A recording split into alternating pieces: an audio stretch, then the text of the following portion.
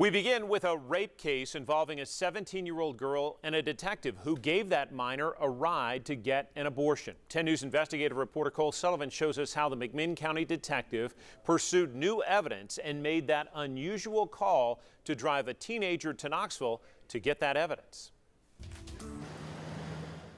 Case after case. There's so many things about those cases that are so difficult. With victim after victim. And that's if you get a prosecution. The McMinn County Sheriff says Detective Greg Earps learned over 2 decades with the department how hard it is to get a rape conviction. They can be very difficult to prosecute, which again drove him to pursue that evidence.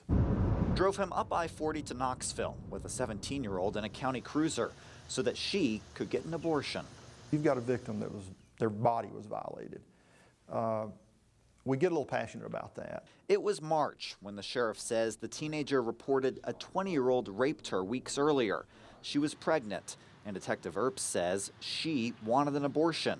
He saw a break in the case, a chance to get DNA. Because there wasn't evidence on the front end, and he needed that. The sheriff says her parents gave permission but could not drive her to the appointment, so Earps brought her himself. He was just wanting to catch the bad guy and let some things maybe he could have considered kind of pass by him. Did you get the evidence from the abortion procedure? Yes, it's been sent to the lab. Records reveal Sheriff Joe Guy disciplined the detective. It was done legally, but I would have preferred it to have been done a little bit differently. He says in 24 years of service, Earps has never been in trouble before. A very hard worker, very diligent, very passionate about the cases that he works.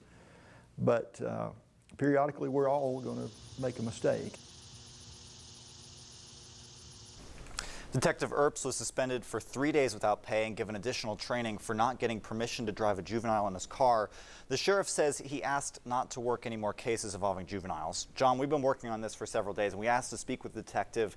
The sheriff says he was out of town, so we couldn't talk to him. Let's talk about where the rape case stands, Cole. It's still pending, John. There haven't been any charges yet. Since it involves a juvenile, we can't get the records, so there's a lot we don't know.